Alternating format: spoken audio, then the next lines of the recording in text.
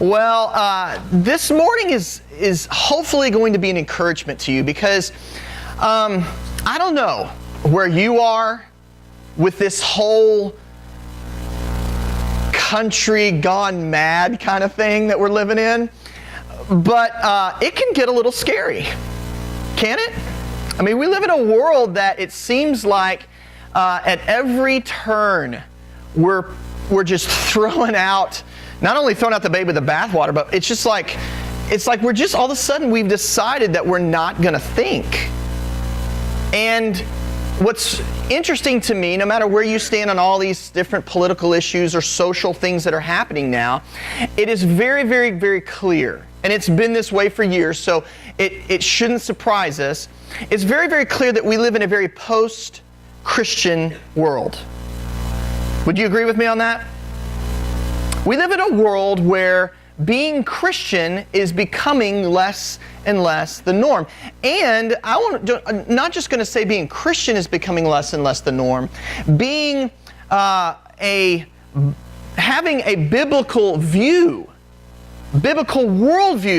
as a Christian is becoming less and less the norm. Because you can go down the street anywhere and find Christians or people who would claim they are a follower of Christ, but don't hold a biblical worldview.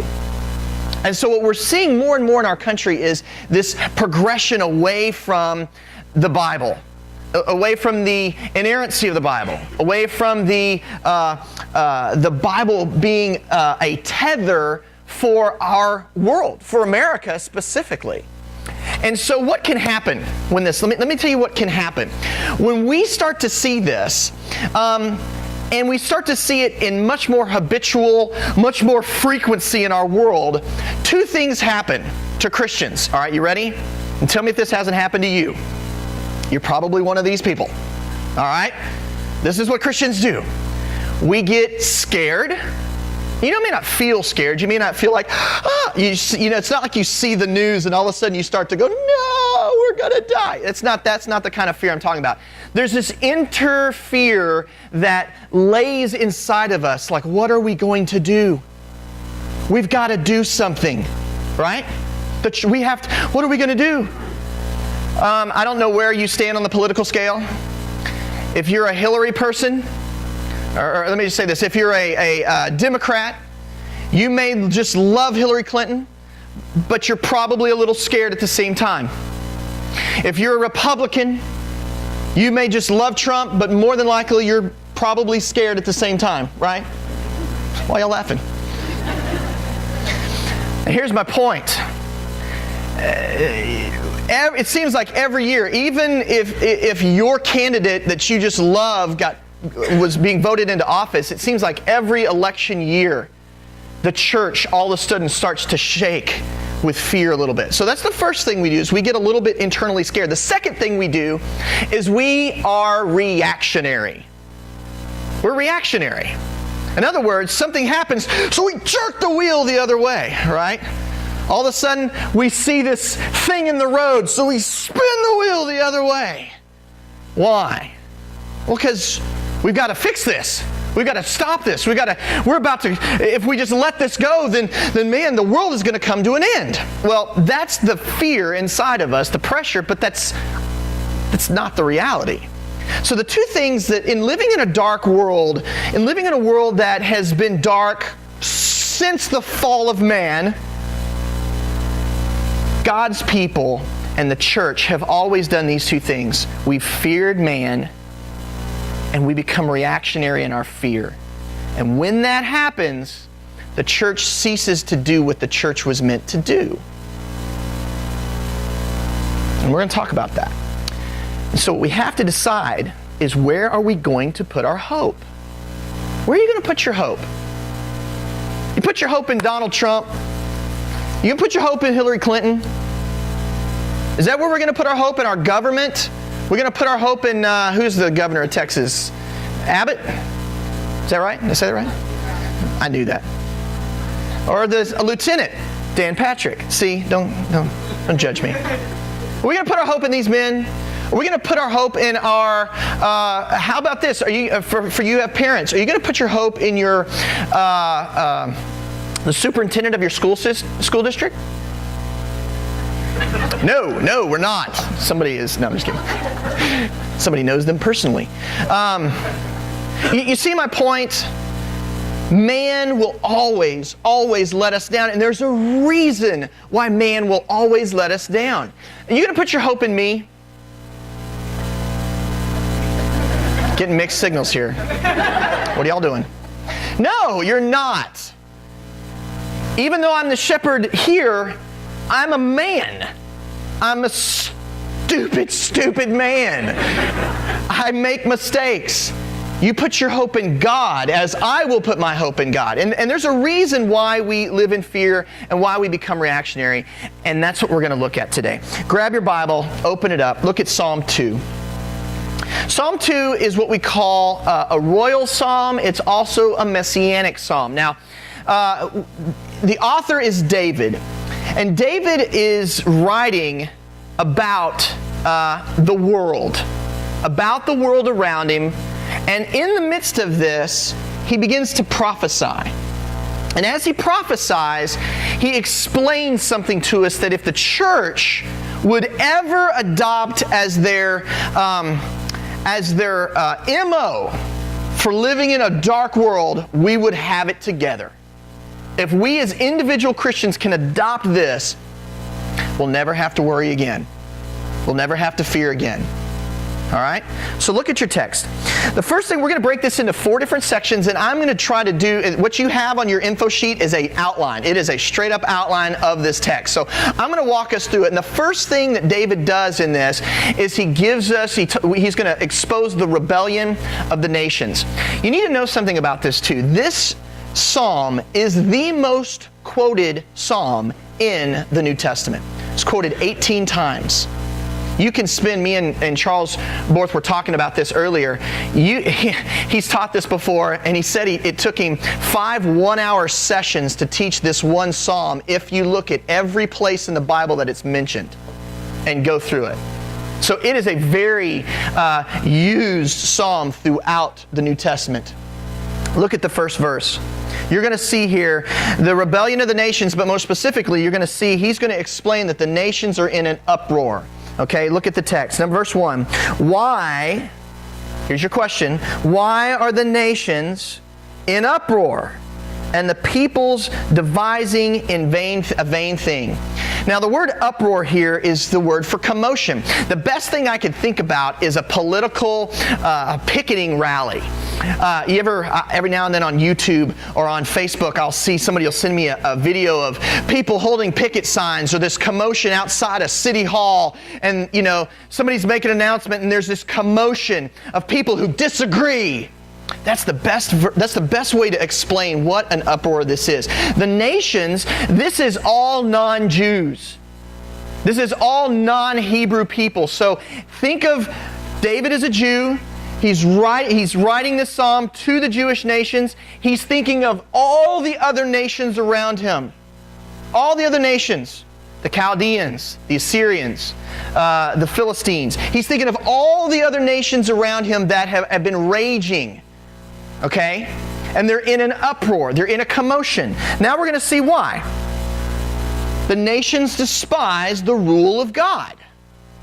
Look at the text. Look in verse 2. The kings of the earth take their stand, and the rulers take counsel together against the Lord and against His anointed. The word Lord here is Yahweh. This is the personal name for God. They don't just take a stand against all gods. They don't just take a stand against any god.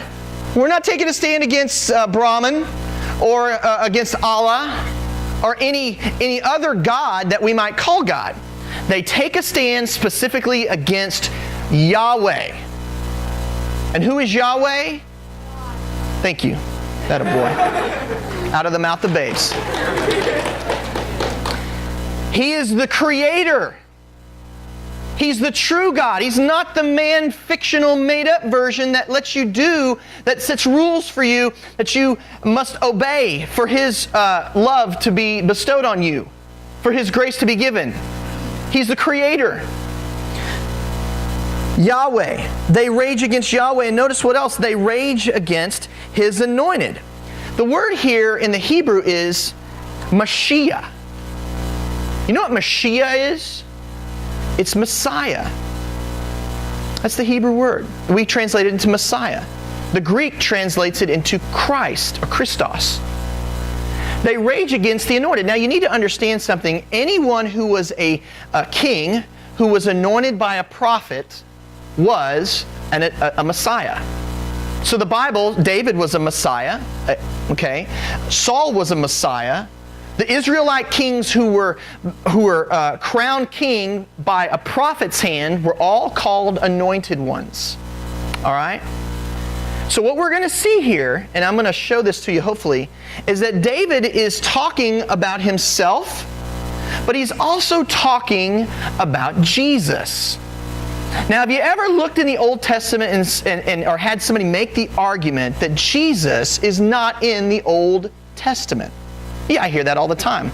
I have a great book if you ever want to study this point of is Jesus in the Old Testament? And it's a book by Michael Rydelnik, and it's called The Messianic Hope. And what Michael Rydelnik does is he's an editor and a professor at Moody. Sorry. Did I say Booby? Sorry. Said that out loud. Moody Bible Institute. And we might as well just go home, right? I'm going to get a drink of coffee. I don't have my glasses on, that's the problem. Thank you, Mama. My mom said it was okay. It's okay. Nothing like seeing your boy struggle, isn't it, Mama? Nothing like watching us hurt up here. Oh, hey, there you are. Michael Rydelnik is an editor. He's a professor at Moody Bible Institute. And he wrote this book called Messianic Hope, and it's all about finding the Messiah in the Old Testament and looking back. And what he does is he goes back to the Jewish rabbis, the Old Testament rabbis, the New Testament rabbis, the rabbinical writings throughout the ages, and he looks at these guys' writings and how they show in the Jewish text the author, Jesus, or not Jesus specifically because they're Jewish, but the Messiah throughout the Old Testament. And so in this, I want you to see that we're not just talking about David, although we will, but we're also talking about something bigger than David, and I want you to see that. So the nations not only are in an uproar, they despise the rule of God. And look at verse 3. You're going to see that the nations see the rule of God specifically as their personal slavery. Let us tear their fetters apart and cast away their cords from us. So the nations, everybody who is non-Jewish, for David, looks around them and they see the nations in an uproar. They see how they despise the rule of God, and they see that all of them want to do their own thing because they feel like the rule of God is somehow oppressive. It makes them into slaves for this creator. Now, why is that?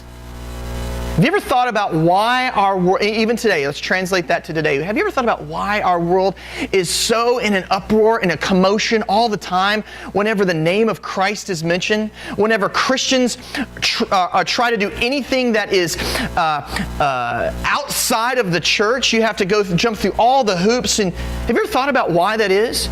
Here's the reason. I'm just going to quote a couple Bible verses to you, and I want you to think about them. God's ways are not man's ways. Man looks at the outer appearance, but the Lord looks at the heart. Now here's the thing. That's just how it is. You never have to worry about God only looking at what you're doing on the outside, because He's always looking at the heart. That's part of the reason. Here's another one. With man, there is no one righteous, not even. We can't get God apart from knowing God. Why? Because we're not righteous. We're broken, we're flawed, we're jacked up. Here's another one. All we like sheep have gone astray. This is all through the text. This is all through the text that man will never understand God. Therefore, the nations will always be in an uproar, in a commotion, despising the rule of God. Let us throw off his shackles. We'll see. I want you to think about this. Do you feel, as a Christian, do you feel like the reign of Christ, the rule of Christ in your life is a cord around your neck? No, you don't. If you're a believer, you don't. Why? Because we now see through the lens of the relationship of Jesus. We now see God, the creation, Christ, the Messiah, history through a different lens. We see the love of Christ. We see the grace of Christ. We see the justice of Christ. We live in what I would call reality. That's the difference. I used to tell students this all the time. I tell them this because kids love to play video games, right? And you get caught so much up in the video game that as you play it, you put the video game down and it will be running in your mind. I used to play this video game with some friends of mine, and I would set it down. I'd go to sleep at night, and I mean, in my mind, I'd be playing the game. You know what made me stop playing the game? Whenever I'd go to pray, and I'd close my eyes, and I'd see Halo running through my mind. I was like, something's messed up. Because I was in the world, but I wasn't living in reality. And that's the way all men are apart from Christ. So we're always going to be in an uproar. Just to let you know, this text was written 1,000 years before Jesus. So if we look around us today and we say, oh man, the nations are in an uproar, guess what? They've always been in an uproar. Here's some things, just to give you a few ideas of if you're like, well, man, this world is really great. America is really awesome. America is really awesome. I would live in no other country in the world. America is the most generous country on the planet.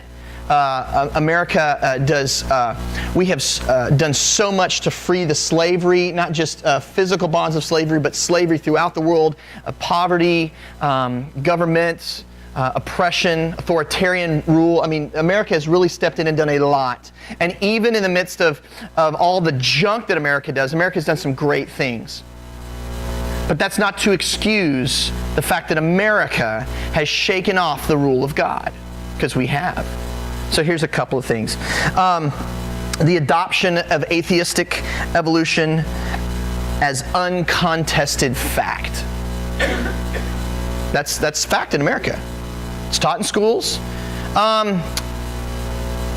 If you have a child in here who is in a public school and they're going through science, I ask you to ask them if their teacher has taught anything on creation ever in their school.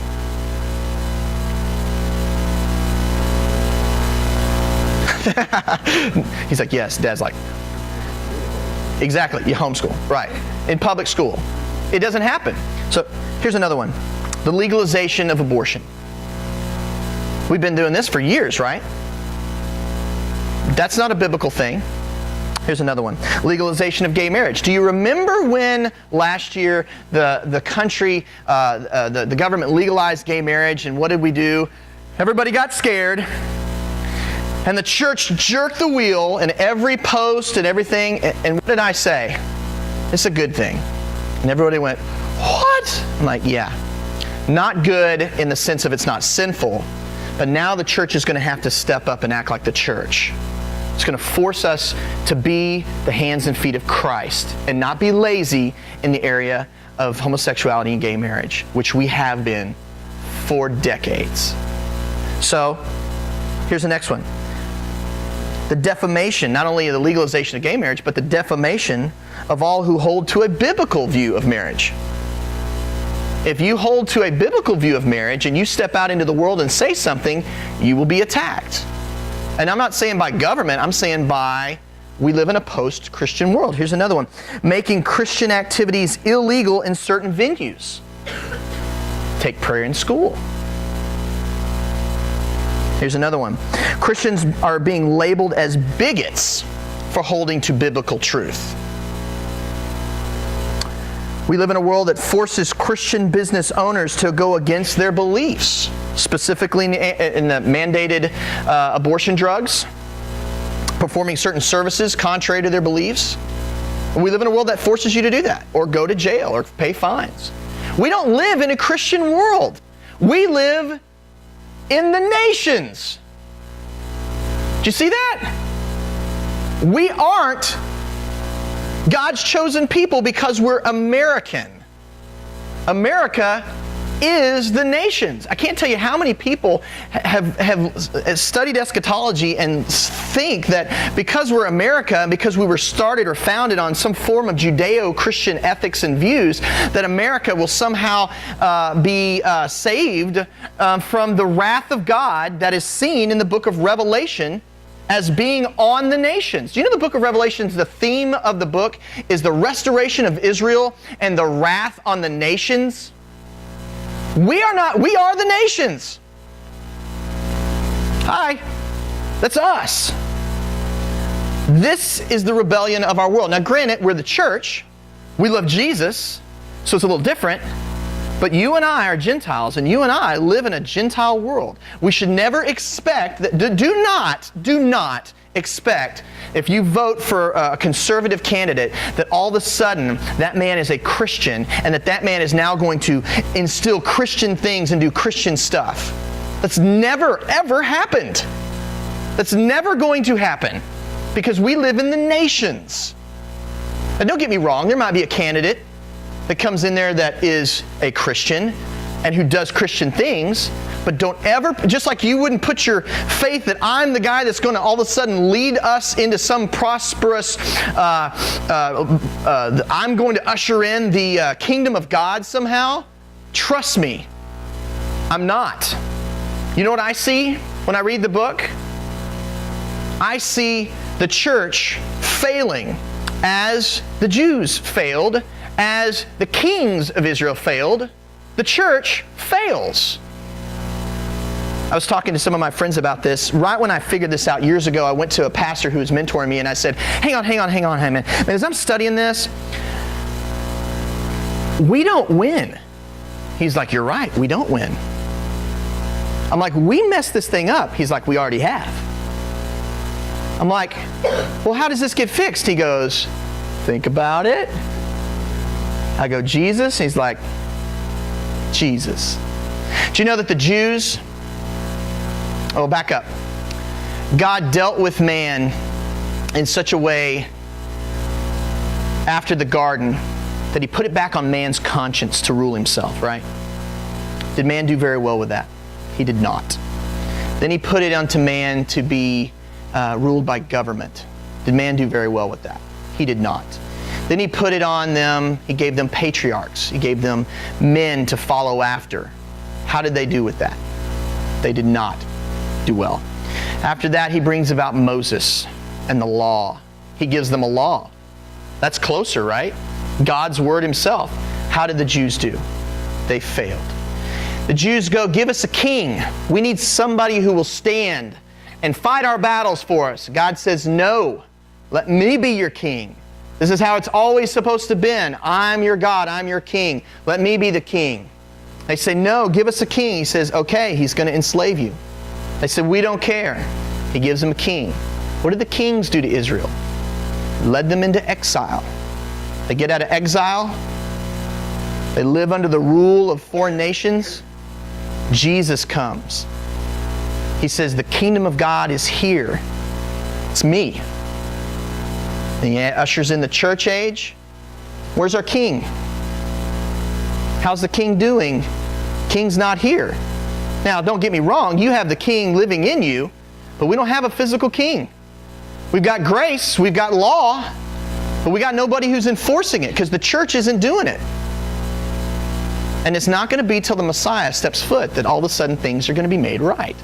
Now here's the point. Look at your text again. Now we're going to see how God reacts to this thinking. How does God react to the nations in an uproar? First thing he does is he has contempt for their plan. Look at verse 4. He who sits in heaven laughs. The Lord scoffs at them. The Lord, Adonai, This is the Lord of hosts. He's not just Yahweh, the personal God that they have ignored. Now He's the Lord of hosts. He's the Lord of the universe. This guy scoffs at their plan. He laughs. Does this sound like something else? Do you guys remember in Genesis chapter 11 where the world does something? It says, we will make a tower, a name for ourselves. Let's build a tower to heaven. There will be nothing that we can't do. What did God do? He scoffed at them. Let's go down and show them who's boss. Look at the second thing. Look at verse 5. Not only does he have contempt for their plans, he gets angry. Don't ever think, by the way, in verse 4, this is the only time in the Bible where it says God laughs. The only place. Look in verse 5. He's angry. Then the Lord will speak to them in His anger and terrify them in His fury. The word fury here is the word for burning. It's a word for a burning anger.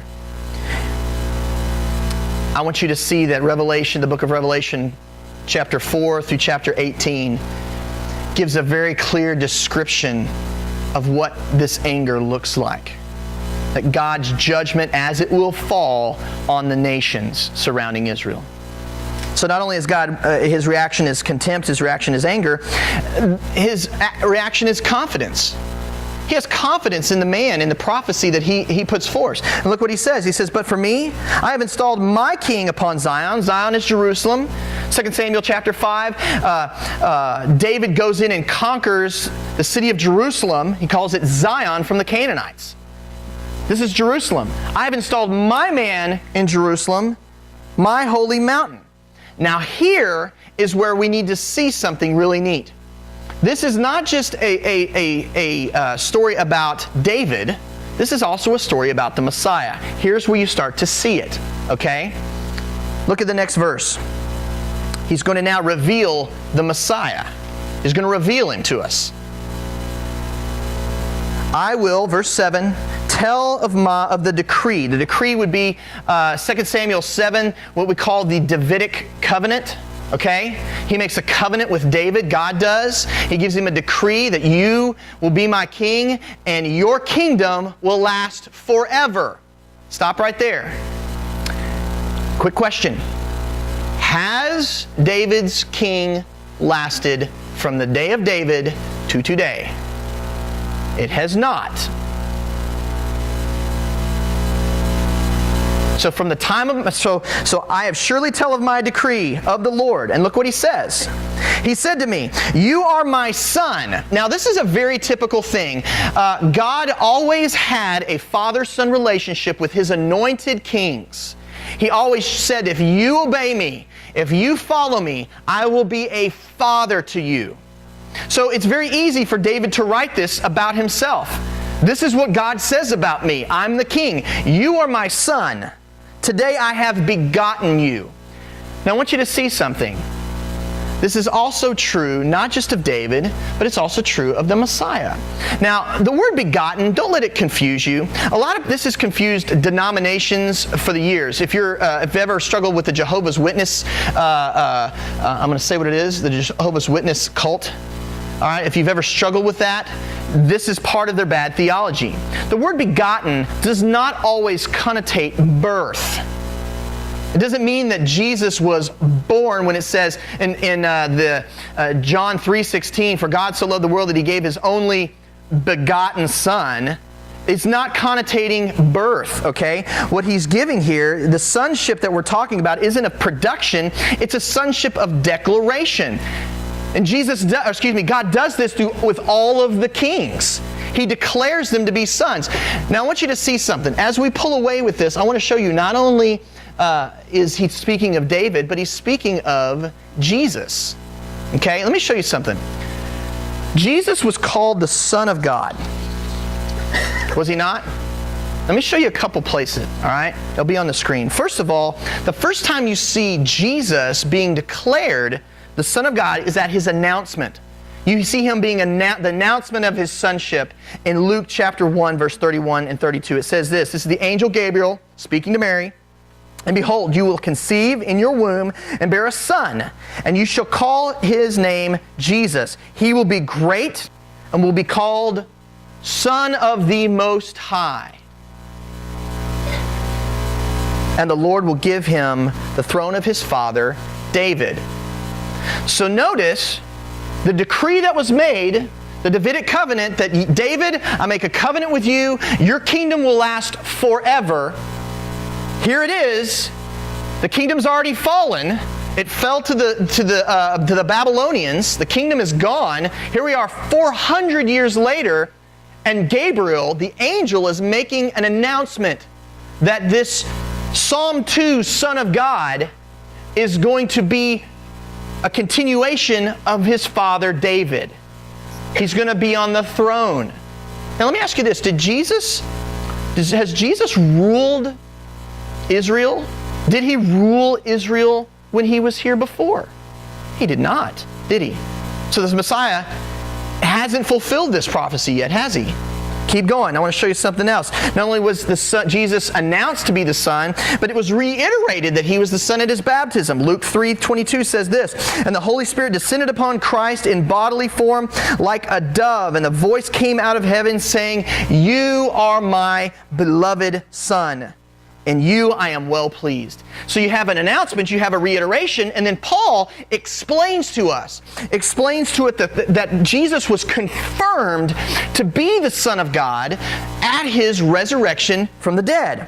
Look at Romans 1:3-4. It says, "This concerning his Son," concerning Jesus, "who was born a descendant of David," so he's giving a lineage to show his kingship, his right to be the Messiah. This is coming out of Psalm chapter 2. He has the right. He's a son of David, a descendant of David according to his flesh, who was declared the Son of God. How? With power by the resurrection from the dead, according to the Spirit of holiness. And then he gives us the name, Jesus Christ our Lord. Now let's go back to Psalm 2. Here's what's really interesting. To be a messianic psalm, there's two types. There's what we call direct messianic text, and what that means is it's a text that's talking only about Christ. There can only be one interpretation of this text. This is what we call a typical messianic psalm, in that it talks about Jesus, but it also has somebody who's preceding it. Okay, so give you an illustration of this. The book of Daniel talks about the Messiah talks about the Antichrist coming at the end of the age before God judges all things. Talks about an Antichrist. And you know who he also, in that prophecy of the Antichrist, he describes? He describes a man named as Antiochus Epiphanes. Antiochus Epiphanes was a Roman ruler who ruled in the place of, he was a Ptolemaic ruler, if I'm not mistaken, who ruled in the place in Jerusalem over the Jews. And he did all of this stuff in a lot of ways that this Antichrist is going to do. As a matter of fact, as Daniel is prophesying that this guy, Antiochus Epiphanes, is going to come, he says he's going to come, and this is what he's going to do. And it's almost like he uses Antiochus as to show the Jews, look at this guy, because the guy that's coming later on is going to be 50 times worse than him. Have you ever made puppets on the wall with the light? Oh, there's my hand. Okay, let's see if I can do something here. Can you see that? Can't see it.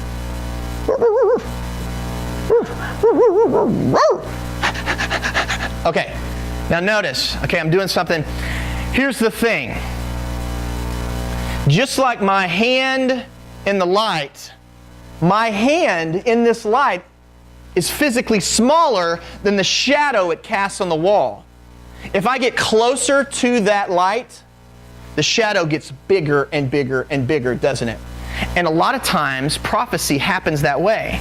A lot of times there's prophecy about an event that's going to happen. It's called what we call, and this is specifically what's happening here. He's prophesying about himself, David, but God is shining a light on David, and in the future there's going to be this bigger prophecy fulfillment over here in the Messiah. Do you see that? That happens in a lot of places in the text. Now keep looking with me. Now we're going to see something that's going to be, the Messiah is going to be revealed, and he's physically going to rule. So not only is he going to be the Son of God, this guy is going to physically rule. He's going to have a kingdom, and there's going to be some form of physical rulership on earth. Notice what he says. He says, ask me. Now I want you to put David in the place of here first. He says, ask me. This is God to David. Ask me, and I will surely give the nations as your inheritance, and the very ends of the earth as your possession. You shall break them with a rod of iron, and you shall shatter them like earthenware. Now let me explain this. David did, in some aspects, rule the nations surrounding him. But David was not the king over them. They were not his possession, and he did not break them as votive jars. Do you know that Egyptian kings, when they would conquer a nation, symbolically, in a ceremony before his court, he would take votive jars, and he would take his scepter, and he would smash the jars, symbolizing his rule in breaking the back of this nation and showing his audience his own power.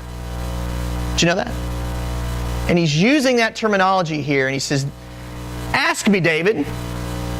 Ask me, and I'll give the nations to you. Now let me ask you this. That has never happened. Do you think David, after he got this, that he went, just want to formally ask that you give the nations to me, because you said you would? Do you think he did that? Maybe he didn't do that. Maybe that's why God never gave him the nations. See, I think that this is a bigger thing.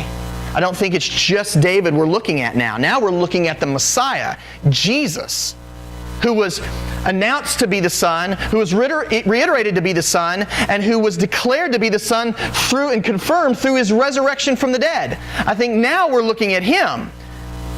Ask and I'll give the nations to you. Do you remember that song, you said, ask and you will receive? Back in the 90s, whatever. Ask and I'll give the nations to you. Nobody? Oh Lord. I used to sing that all the time. No? It's funny, we used to say, thank you, Jana. Did you shake your head? Yes, thank you. We used to sing that song, and we were singing it about us. You said, God, if we ask, you'd give the nations to us. Such bad theology in a song. Make that be stricken from the books. We shall never sing it again. So saith Chris Wilson. Okay? David asked, but the reality is, Jesus, I'm going to give the nations to you. Messiah, the very ends of the earth will be your possession. Now let me show you something here. This term, you shall break them with a rod of iron. This term is used multiple times in the New Testament, specifically 3 times in the book of Revelation. It's used one in chapter 2 of the book of Revelation to describe God's future rule within the church. Specifically how the church, how God is going to use the church and how God is judging the people of the world during the church age. Okay, there is that aspect of it. But then he gives 2 other specific things, and in chapter 2 he's talking about the future as well of Revelation. But I want to show you 2 other ones. This is in chapter 12. Revelation is a very confusing book, and I want you to see that the reason it's confusing is as you read it, you're seeing different things happening. Starting in chapter 4, you see a picture in heaven, and then it comes down and he shows you an earth picture, like a God to earth kind of thing. And then he stops and he does what we call an interlude. And he gives you another kind of picture of what's going on in heaven again during that section of time of things that were happening on the earth. And then after that, he gives you another chunk of section that looks like, hey, this is what's going to happen on the earth again. And then he stops and he gives you another interlude of, well, during that time, this is what's happening in the heart of man and God and what God's doing. And it's almost like he gives you a more personal picture rather than just hailstones of fire falling and all that other stuff, okay? And so he goes through this leading up to where he describes what is the second coming of the Lord, okay? And it's all apocalyptic. And there's certain things that we can't explain. I teach the book of Revelation all the time, and somebody says, well, what does that mean? I'm like, no one knows.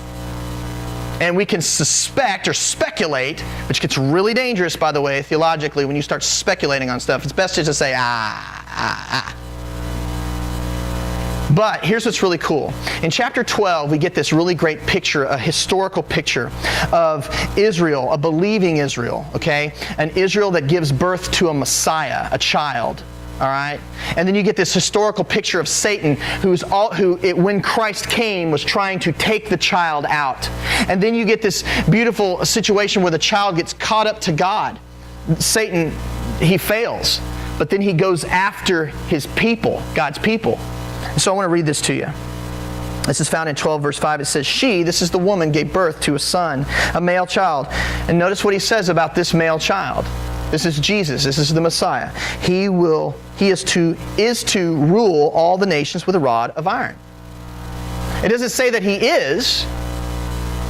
It doesn't say that he is ruling. It gives a specific future tense. And notice, this is a futuristic book. It's an apocalyptic text. He is to rule with the rod of iron. And he's quoting back to Psalm 2. And her child was caught up to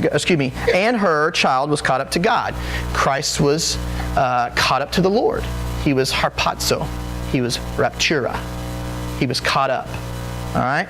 Here's another part of the text. After, so you get all the way through that, the whole tribulation period that I believe is going to happen of judgment on the nations and the restoration of the Jews, leading us into another Jewish kingdom, another kingdom of heaven on earth. And look at what he says. Christ has returned. The Bible says the clouds part and dun-da-da-da, the Lord's riding a white horse. He's coming in. If you've never read it before, go read Revelation 19. It'll rock you. It's my favorite text to read. I love to read it. And he gets to verse 15. And look at what he says. It says, from his mouth comes a sharp sword. And this is, the armies of the Lord are following. I don't know why the armies of the Lord are following him, because the armies of the Lord do nothing. I don't know, is it a show of force? I don't know, why does God need a show of force? But the Lord comes and says, out of his mouth comes a sharp sword, and so that with it he may strike down the nations. He's going to strike down the nations, and he will rule, here it is. Notice, he will rule with a rod of iron, and he treads the winepress of the fierce wrath of God the Almighty. So what I'm doing here is I want to show you this picture that God makes David a promise that he's going to give the nations to the Messiah, the Anointed One.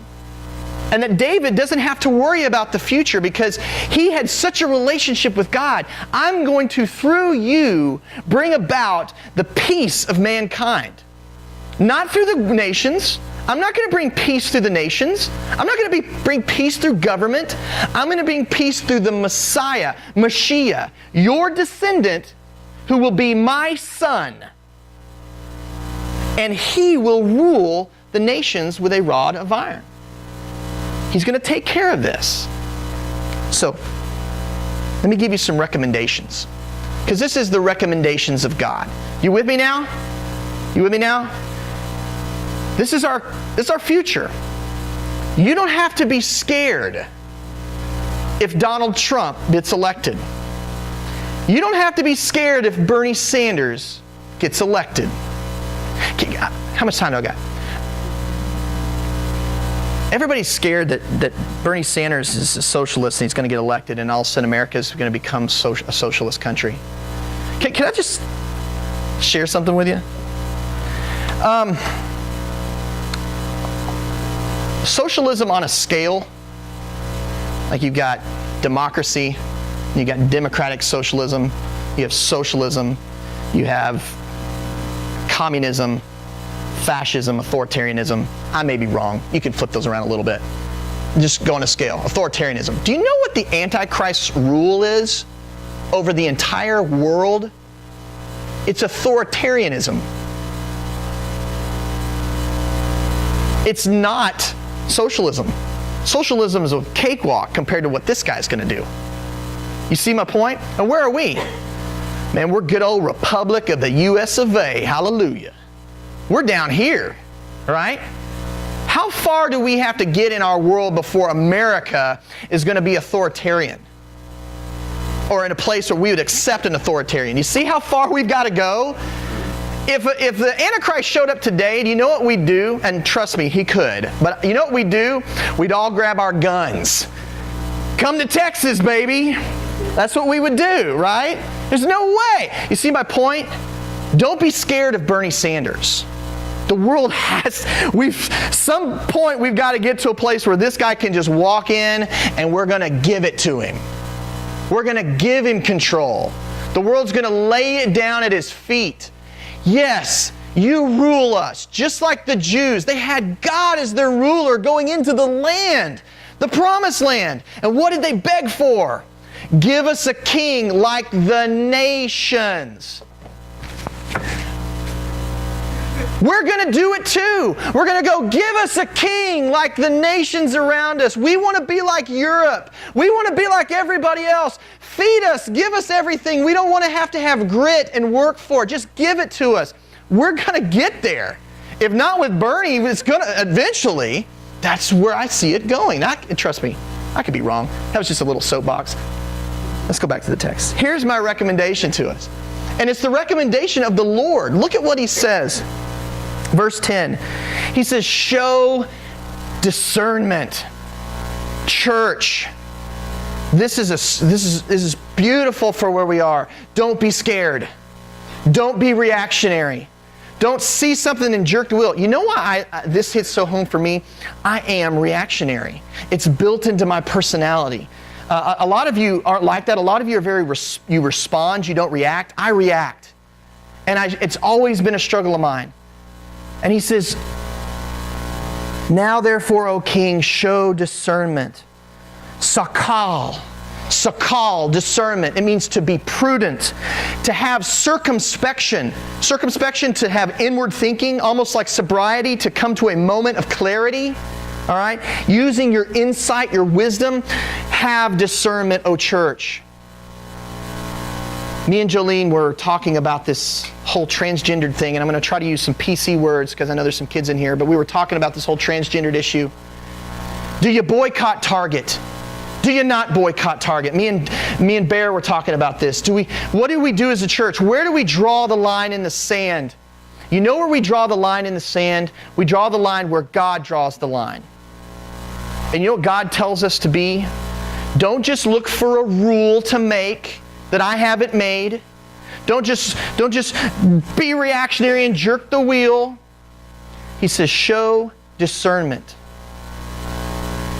You know one of the differences between discernment and being reactionary? Here's a little illustration. Any of you guys ever take karate or taekwondo? It is a striking, defensive striking. Those two disciplines are defensive and striking in their technique. Okay, in other words, you block a hit, you give a hit. All right, it's very simple. It's punch, kick, learn katas, different movements, so that you can fight in different situations. It's all about striking, hard striking. Right? That's called reactionary Christianity. You know what Tai Chi is? Whoa. Tai Chi is the discipline of learning how to use the energy of the fighter around him. It's not learning one specific style of fighting, block, ka, ka. It's not that. It's, okay, what are you doing? All right, I see what you're doing now. Let's dance. And it becomes a very beautiful movement where it's using the flow of the person's weight and their power against them. And it's like you see a Tai Chi guy fight a guy, and it's like he takes the guy's fists and punches him back in his own face with his fist. The guy punches himself. You're like, whoa. That's Tai Chi. That's not reactionary. And here's my point. The reason I give you those two illustrations is because the church has to be more like Tai Chi and less like Taekwondo. We don't just need to go, whoop-ah, and hit. We need to show discernment. That means that maybe we boycott. Maybe that's what you need to do. Maybe you don't. Jolene's reading a book, and I think some of you other ladies are reading, and she was talking in this one section of the book, Jolene was sharing with me how the lady who's writing is talking about foreign missions and how we do these short-term missions trips, and the problem is it's almost always self-serving. You go on this little trip, and the trip is for me and the people that go from our church, as opposed to actually helping the people we're going to do missions with, right? And in this story, the lady finally gets to the end, and she says, the point isn't that we go to this country for ourselves, we go to help them. And she gave this whole analogy of this orphanage that she was at a church, and they would go every year and paint the walls of this orphanage and just go and serve them and pick up and clean up, and came to find out that the orphanage every year before they came was putting mud on the walls so that the Americans would have something to do when they came. And she said, why don't we just stop painting orphanages?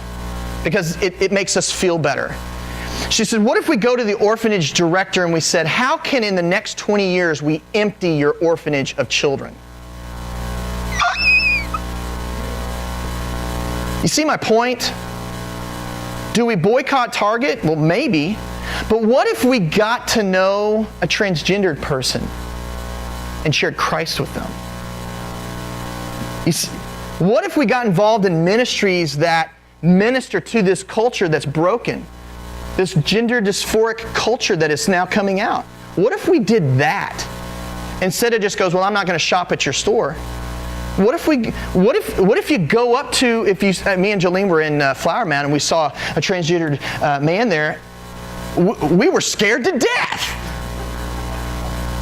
What if we go up to that man and get to know him and say, hey, how you doing? And introduce ourselves. Man, you would freak out. You wouldn't know what to do with yourself, right?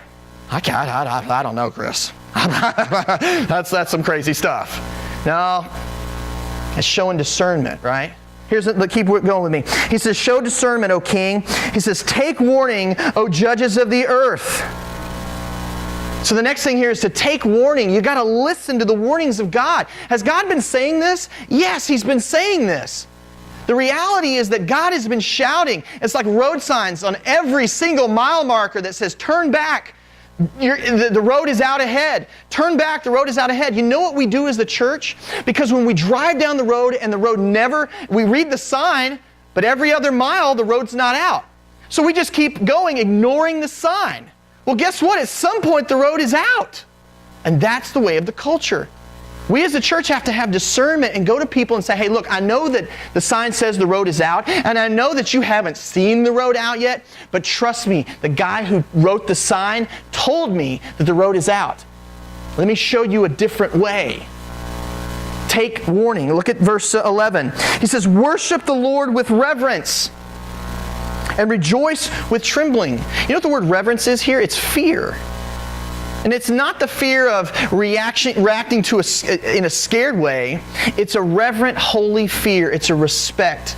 The word to worship God, the word worship here is the word service in Hebrew. You're to serve Him. Think of God in a way that, how can I serve His greater purpose? Look at the next one here. Verse 12. Do homage to the Son. You know what the word homage means? To kiss. This is what really built up in the Catholic Church, is that the Catholics would walk up to the Pope and they would kiss the ring of the Pope, right? They're doing homage. Just kiss the Son. Do homage to the Son, denoting your loyalty, your intimate worship of Him, that He not become angry and you perish in His way. And look at this. For the wrath may soon be kindled. Here's the sign. Jesus said in Acts 1:7, no one knows the time that my Father set by His own purposes. It's going to happen. It's going to happen. Now look at the last one here. He says this in the last part of verse 12. He says, how blessed are all who take refuge in Him. You know what the word refuge means in the Old Testament? There's about 4 different phrases for the word refuge that is used in conjunction with the word refuge. You know what it means? Trust. In the Old Testament, they use the word trust. In the New Testament, they use the word faith or believe. Isn't that interesting? Now read it this way. trust in Him. How do we seek protection in the Messiah? You find protection in the Messiah by trusting in the Messiah. Amen? That's how we do it. I don't ever want to, I hate to sometimes give analogies that could be heartbreaking to you. We live being in North Texas, we live in Tornado Alley, right? Every spring, every fall, it seems like we're always duck and cover. You got to find that place in the house. Let me give you an illustration. Let's pretend for a second that a tornado is coming. And you can see it. You see it coming at you. I mean, it's right there. And you're running down the street. And you've got to pick two houses. One over here and one over here. And the one over here is a wooden shack on stilts. I mean, it's just like a beach house sticking up off the ground. And the one right across the street from it is a concrete bunker. No windows. And inside that bunker is a steel frame that is sunk down to the core of the earth. And that the metal of this steel has become forged into the metal of the core of the earth. Which one are you going to choose? Okay, now, silly, stupid question. We take refuge in the place that we trust is going to protect us. So let me give you a bit of advice. Do not walk this earth with man as your refuge. If man is where you put your hope, you're just walking into a shack on stilts in the middle of a tornado. Put your trust in the Messiah, because He's the only thing that can protect.